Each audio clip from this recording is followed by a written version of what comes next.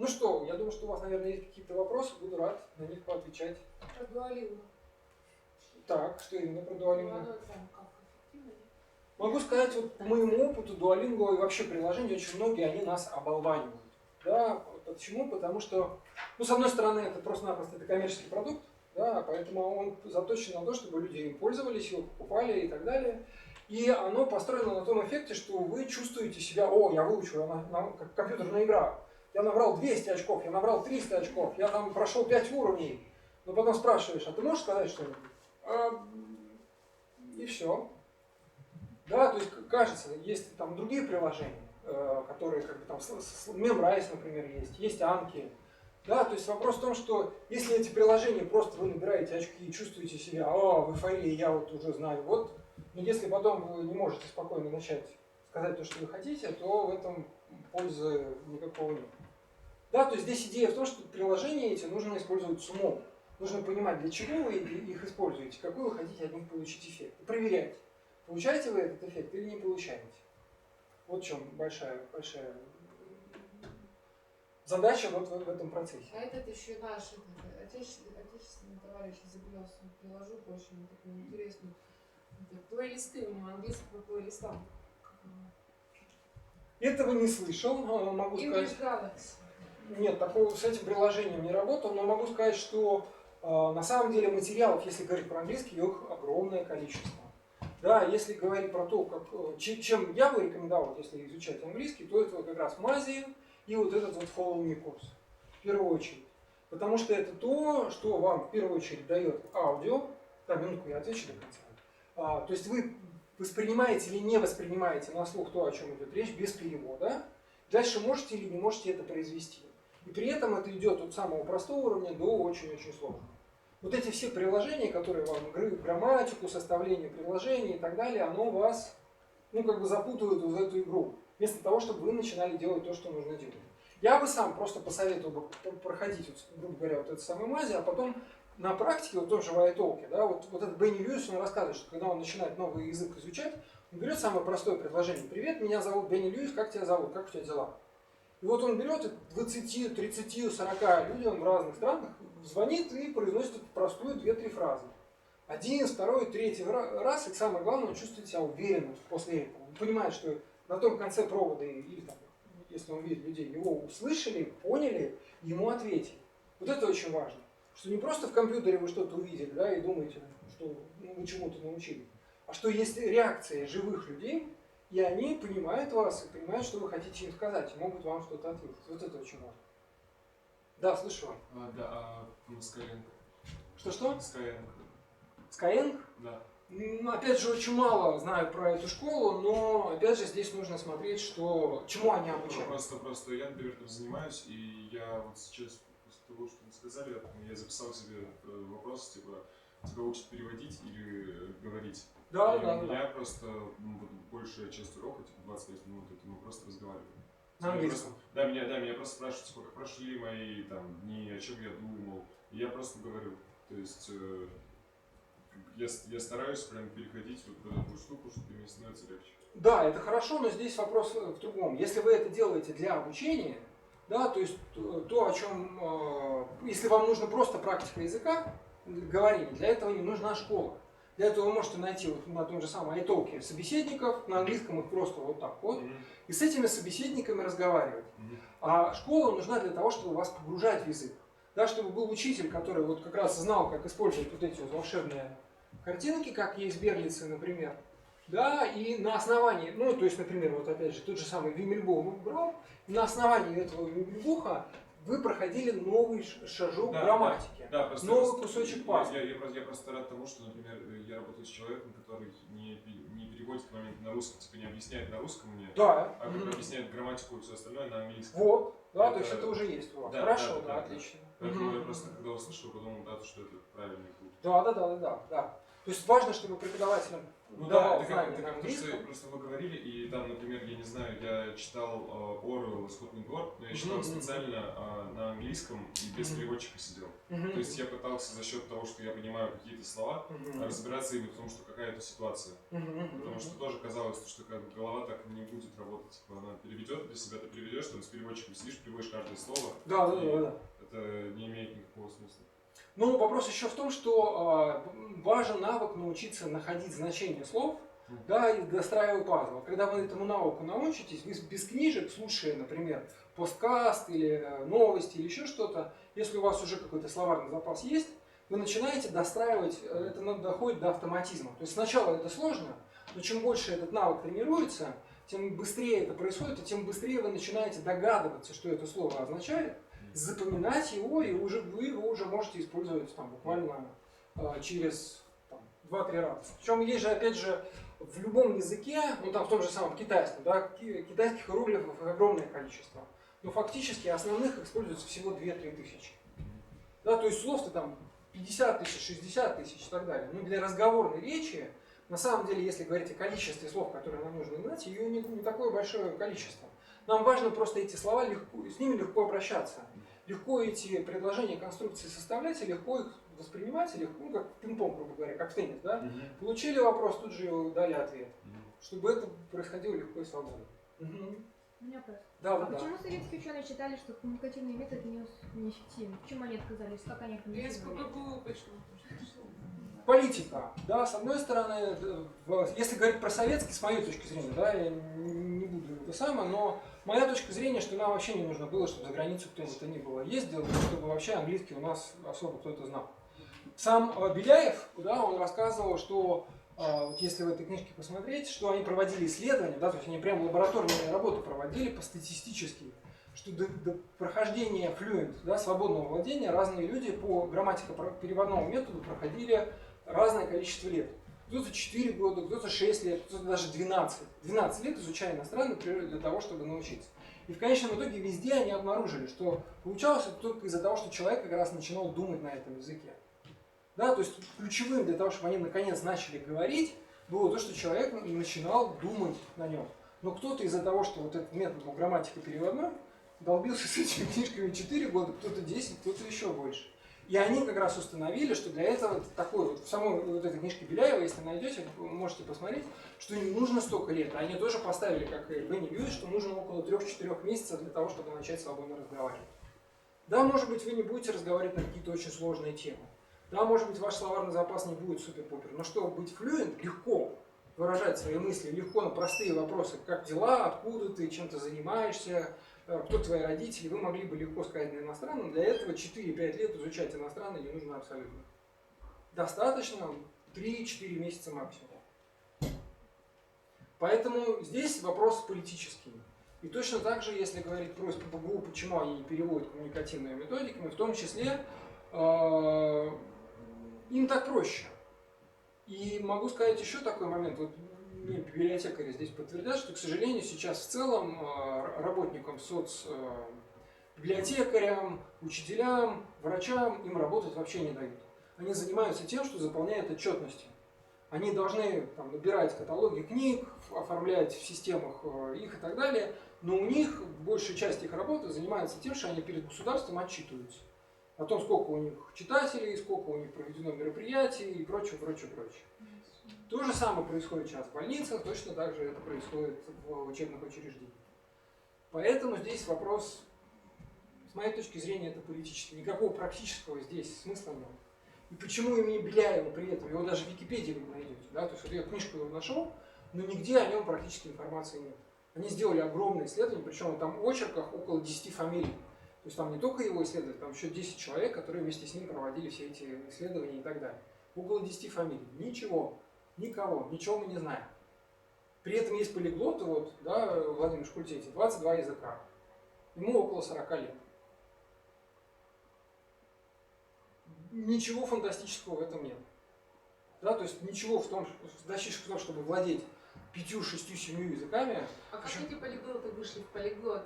То есть, если они как-то не стали полиглотами? Вот как раз то, о чем я рассказываю, что если не учить 10-8 лет как бы один язык, а когда для изучения языка нужно всего 3-4 месяца, вот они 3-4 месяца один язык получили, 3-4 месяца другой, 3-4 месяца третий, вот и все. Ну как, какой технология? Вот такой вот? Да. То есть интуитивно до этого дошли? Потому что Специальная методика, это не просто интуитивно, это специальные курсы. Нет, интуитивно дошли, что надо использовать вот Конечно. этот метод. Шкультете, вот если вы можете посмотреть вот это интервью, он говорит, я не занимаюсь чтением грамматики, я не смотрю учебники, я вообще все этой вот, тем, что школа занимается, я этим не занимаюсь. Я вам могу прямо этот отрывок показать, как он это говорит. Нет, это понятно. Как он к этому пришел изначально, к пониманию, что вот этот метод будет... Очень просто, потому что у него была задача не просто получить диплом, да, не просто получить сертификат, а у него была задача начать разговаривать. Он понял, что вот это, оно не работает. Да, он понял, что вот, как бы обучаясь вот этими методиками, он не может общаться с другими людьми, он не может научиться. И он начал использовать те методики, которые работают, поэтому он к этому пришел. Точно так же и Бенни Льюис, который начал сначала учить там около 6-8 месяцев, потом понял, что это не работает, и начал учиться по-другому. Да, слышим. У меня два вопроса. Вы назвали слова устойчивых выражений, приложений, я не успела записать. Сентенсмейкер вы имеете в виду? Сентенсмейкер? Да. Он там тоже, да, на разных языках?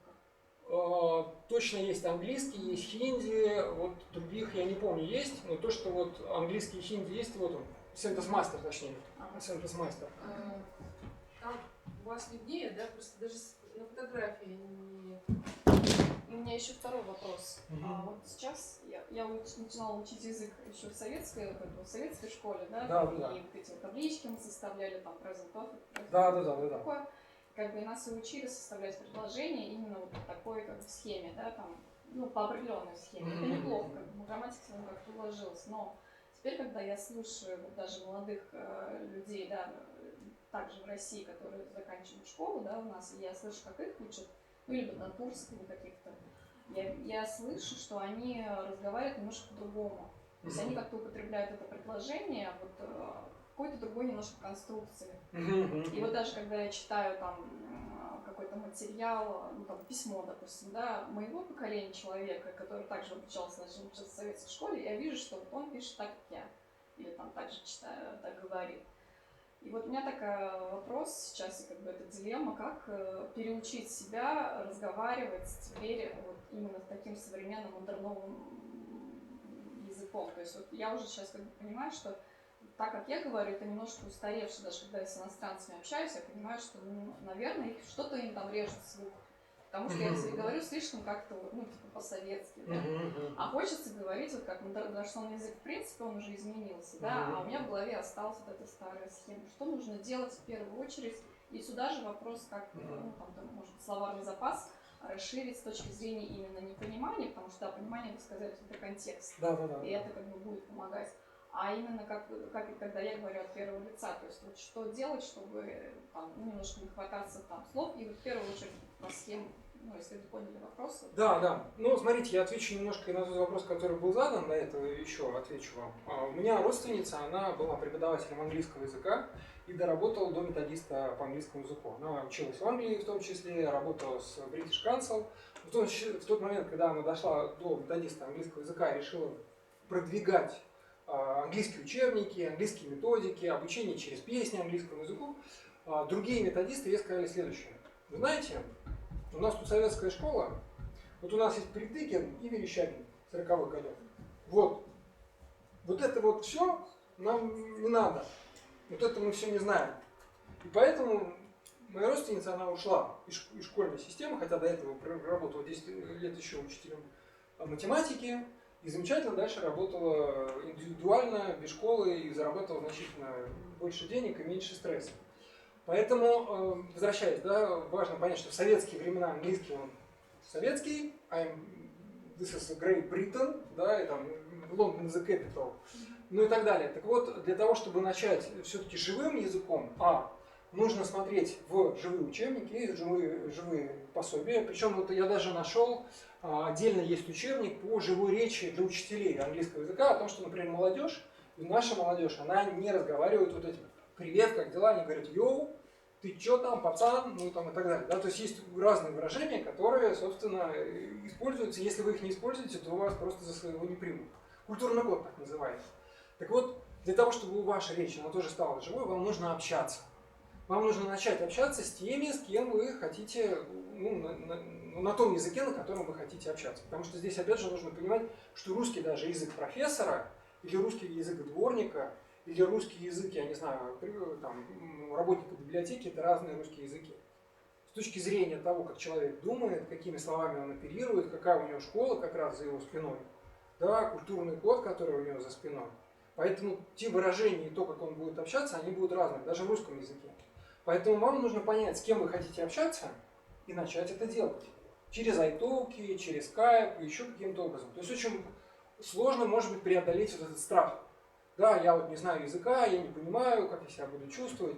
Вот важно преодолеть этот страх, его перейти и понять, что ошибаться это нормально, и это важно. Если мы не ошибаемся, значит мы не учимся. Нам нужно ошибаться. Вот наша советская школа, она нам запрещала ошибаться. Ты ошибся, все, 2 родителей школу и так далее. А как раз наоборот, для того, чтобы мы начали учиться, нам нужно ошибаться. Это процесс обучения в этом и состоит. Что мы ошибаемся и эти ошибки исправляем для того, чтобы понимать, что мы делаем не так. Что касается таблиц, да, тоже отдельно скажу. Вот как раз санскритские учебники, если вы посмотрите, там тоже 9 падежей, склонения, они устроены у них там вот эти слова в виде таблиц. И сами индийцы, они учат причем санскрит, и вот как мы, там, скажем, английский сначала, для них это тоже получается иностранный язык, как если бы мы изучали древнерусский язык, да, скажем так. Потому что для них фактически это то же самое есть. Так вот, они учат его в школе, а потом бывает в институте. То есть там 10, 12 и так далее лет. Вместо вот этих вот санскритов Бхарати. То есть там в самой Индии даже это происходит. Они учат санскрит тоже грамматико-переводным методом, и это очень малоэффективно. И у них есть эти таблицы, и сами индийцы при этом говорят, мы не роботы. Вот таблицы, они нужны для роботов. Чтобы дискету засунул, он загрузил, и, значит, нужное предложение. То есть для нас важно с этими таблицами сделать вот этот drill. Нам важно эти таблицы превратить в устойчивое выражение, чтобы вы не задумывались о том, какое склонение. И вот, собственно, вот в этой санскрите Бхарати мы как раз и делали вот это окончание, изменения и так далее в разных падежах, нарабатывая кучу предложений. Я вышел из дома, я вышел из школы, я вышел из сада. Да? То есть вот мы разные слова говорим в разном роде, у нас и в разном роде и в разном числе, у нас в русском языке окончания разные получаются. Да, чтобы мы запомнили, не запутались, таблица здесь не поможет. Мы должны это делать сразу. Если мы будем таблицы, пока мы будем вычислять, это будет очень долго. Нам нужны готовые устойчивые выражения, чтобы мы это делали на автопилоте. Для этого нужно просто говорить эти предложения. Говорить самому себе, а потом наговорить, собственно, собеседнику. Еще один лайфхак вам могу сказать. Вот я здесь презентации не дал, но на самом деле для того, чтобы, опять же, думать на иностранном языке, очень полезно учить стихи на этом языке. Да, потому что когда вы повторяете стихотворение, вы не переводите. Вы его повторяете от и до. И чем больше стихотворение, чем оно длиннее, тем больше вы можете его повторять до, соответственно, там, четверостишья, там, восьмистишья и далее. А песню тоже? Конечно, по сути, да. Причем песня даже может быть еще лучше, потому что у вас мелодия какая-то есть, может быть, вы ее не проигрываете, но вы ее чувствуете. Стихи классные тем, что у них есть ритм, есть рисунок. И вы можете вспомнить слово не по значению, а просто по ритму, по ритмическому рисунку самого стиха. То есть вы понимаете, что здесь должно быть окончание на «а» заканчивающееся или на «и», потому что это в рифму. И вы автоматически можете вспомнить то слово, которое вроде бы уже забыли. Тоже как один из способов. Начать думать на иностранном языке. Угу. Еще вопрос. Да. А как же вот билингвы? Вот говорите, в школе, например, вот и они изучают там какие-то предметы сразу на русском языке, но они на русском, получается, не проходят, там, математика, физика, биология. Они это они делают на терминов английском. не знают, получается. Как Они знают их на английском. Так они, вот если они общаются с русскоговорящим человеком, там, митохондрии всякие, они же только по-английски знают, а по-русски нет. Так оно по-английски точно так же и будет, если вы разберетесь. Ну ладно, я такие хорошо берем, там латынь пошла. То есть, получается, люди, они мыслят, они знают объект только на английском языке, то есть они не смогут общаться на русском на эту тему. Нет, почему? Они смогут, но если это будет нужно, опять же. Но могу сказать, что, опять же, язык науки, если так разбираться, действительно он получается по большей части международный. Потому что вот эти ключевые понятия, что математики, что физики, что химии, они из латыни у нас, к сожалению, в каком-то смысле, да, это отдельная тема, потому что все эти науки, они имели место быть в Древнем Китае и в Древней Индии. Нам просто об этом не рассказывают. Да, эти все термины, они могли бы быть на древнекитайском или на санскрите том же самом, потому что они все есть, и все эти науки, вот если вам по секрету скажу, теорему Пифагора придумал не Пифагор. Ее придумал Бодханатха, есть Шульба Сутра, есть соответствующие трактаты, которые написаны до, собственно, Пифагора. Но это уже отдельная история, скажем так. Вопрос в том, что если какие-то специфические слова есть, они, соответственно, их уже потом знают и находят на русском языке. Ну вот представьте себе, что вам нужно узнать слово «катет», хотя он опять же по-английски будет. Что вам, сложно его найти потом в словаре в русском, этимологическом? Это без проблем. Главное, вы понимаете, о чем идет речь, в этом самое главное. Ну, в целом, да, если есть представление, то... Если говорить про билингву, отдельно вам могу еще посоветовать, сейчас я вам покажу, есть такой замечательный дядечка, вот, про много языков и там, обучение с детства, Евгений Колесов, я не знаю, слышали вы когда-нибудь или нет, это значит ведущий на ОРТ знакомство с Китаем, который прожил в Китае около 20 лет, у него около четверых детей, и вот у него эти дети разговаривали сразу на 4 языках, при этом его сын в 7 лет выиграл конкурс по вот этим чуньюям среди самих китайцев.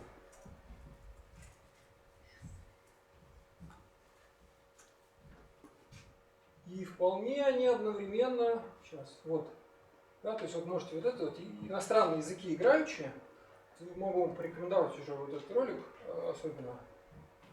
Он сейчас из Китая уже уехал. Вот здесь он прямо рассказывает, как они, дети, вот по вот этой же методике. И они причем совмещают. То есть там приходит китаец, он на китайском обучает кубику Рубику. Приходит француз, он обучает игре в теннис. Приходит испанка, они там играют в другие игры. Все это происходит абсолютно одновременно, и при этом у них никаких диссонансов с тем, что там какая-то каша у них происходит, у них перепутываются слова или еще что-нибудь. Абсолютно нет никаких проблем.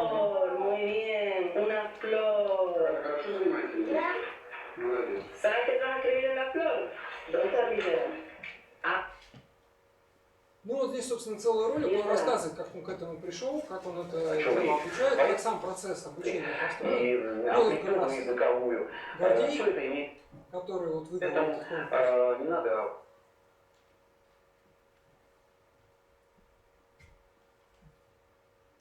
То есть у них не просто еще обучение идет, а обучение идет с обучением чему-то. То есть они не просто сидят и изучают какой-то язык. Они через язык учатся еще чему-то, что связано с той или иной языковой культурой. Да, то есть готовить еду, я не знаю, играть в какие-то игры, строить что-то, ну и так далее. Тяжело. Сейчас ты говоришь, что ты очень много занимаешься, что тебе тяжело. Нет, не очень. Прочитай какой-нибудь на испанском стихотворение, можешь прочитать нам? El primero es enero, luego viene febrero, marzo sigue y abril y mayo ya está aquí. Junio, julio y agosto, en septiembre vuelta al cole. Luego viene octubre y en diciembre acabamos nuestro horario. Ну вот, например, тут можно его увидеть, как он на самом этом конкурсе. 没有花香。吉他也算。啊，琴嘛，6弦琴。棋，你会下什么棋？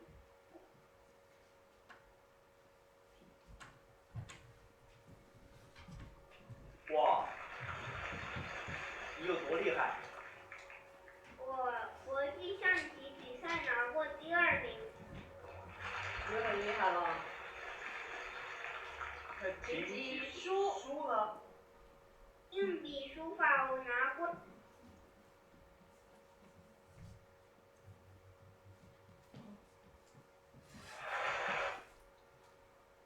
Интернет чуть немножко помаживает. Прикольно, конечно. Да, да, очень могу вам порекомендовать. Они сейчас вынуждены были уехать из Китая, но... 写的是中文。哇，他比一般的中国小孩学的都好。对。画呢？画大熊猫，我拿过第2名。在他的生涯里面，Во-первых, еще не рано. Слава ломать. 完全空缺了，对不对？他太忙了，他很难兼顾。那除了琴棋书画，你还会什么？我还会5种语言。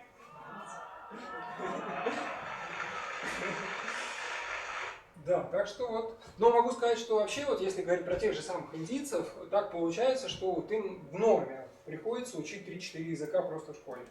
Потому что у них есть свой родной, как я говорил, какой-нибудь гуджарати, у них родной государственный язык хинди, плюс еще один государственный язык, без которого на работу не устроится, английский, плюс еще, как правило, есть, опять же, урду, который тот же самый хинди, то есть фактически уча хинди, они учат еще урду, уже 4 языка, плюс еще к этому они бывают из-за того, что вот у них уже вот-вот, они там какой-нибудь арабский выучат, потому что могут поехать в Эмираты и там найти хорошую работу, очень много их работает там. Или выучить, опять же, какой-нибудь немецкий или французский или еще что-нибудь. Вот у меня знакомая индианка, например, она преподаватель немецкого языка. Вот она свободно на немецком разговаривает, обучает полностью на немецком, хотя вот живет в Махарашке. То есть вот для них вот эта вот история с тем, что они знают 5-6 языков, в Индии на самом деле вообще норм. Для них это вот данность, у них как бы другого нет. И поэтому могу сказать, что как раз я сказал о том, что они идеально на русском не говорят, и это правда, с одной стороны. Но с другой стороны, они очень быстро соображают, очень быстро учатся и очень быстро могут научиться хоть и кривому русскому, да, то есть это тоже будет хинрусиш или как это назвать, не совсем русский, но они могут научиться и начать на нем разговаривать. Так что если говорить про билингва или там про полиглотов, опять же, как вы видите, дети легко могут с этой задачей справляться, главное это правильно делать. Нужно правильно подходить к снаряду, правильно подходить к вопросу, и все можно делать вполне успешно. Проблем не будет, когда они соберутся сдавать экзамен, который нацелен на переводную систему. Я думаю, что они в этом просто не участвуют как раз. Просто есть, я как учитель школьный, Да. есть дети, которые научились говорить на играх. Вот есть мальчик, который прекрасно говорит на английском, у него просто шикарнейший словарный запас. В 9 классе он собрался сдавать ЕГЭ, у него возникли трудности. Ну вот вопрос в том, что я знаю, что слышу такие истории, что ЕГЭ даже сами преподаватели не могут сдать. ЕГЭ вообще отвратительный вот. экзамен. Потому что сама по себе эта система, она придумана для роботов, не для людей. Она придумана для того, чтобы не сдать на 100 баллов. Да. Ну вот есть такой мем, опять же, знаете, это про, когда там рыба, пингвин, змея, и говорят, у вас всех единая, для вас всех единая система обучения, кто первый залезет на дерево. Да, то есть змея, рыба, там, медведь, вот кто первый залезет на дерево. Для всех единая система у нас в образовании. То есть сама система вот этого уравнения, что все равны, у всех одинаковые возможности и так далее, она сама по себе неправильна. Я в этом смысле, вот опять же, если цитировать, могу вам очень порекомендовать школу Михаила Петровича Щетины. Слышали когда-нибудь такой? Ее, к сожалению, закрыли. Опять же, к сожалению, они очень мало знают. Ее закрыли буквально недавно, в 2019 году. Его студенты за 10 лет обучения в школе получали 2-3 высших образования. Они проходили, ну, если верить, по крайней мере, тем материалам, которые я нашел, весь курс средней школы за 1 год. Весь курс сжимали полностью для того, чтобы могли вот эту всю самую главную информацию пройти школьники за 1 год. Понятно, что они не усваивали ее за 1 год. Информации очень много. Но это было достаточно для того, чтобы потом за 2-3 год ее усвоить. То есть они потом, у них были отдельные классы, здания даже, так скажем, посвященные математике, физике, химии, отдельно там музыке и так далее. И вот благодаря тому, как была построена система, они уже за 10 лет получали 2-3 высших образования.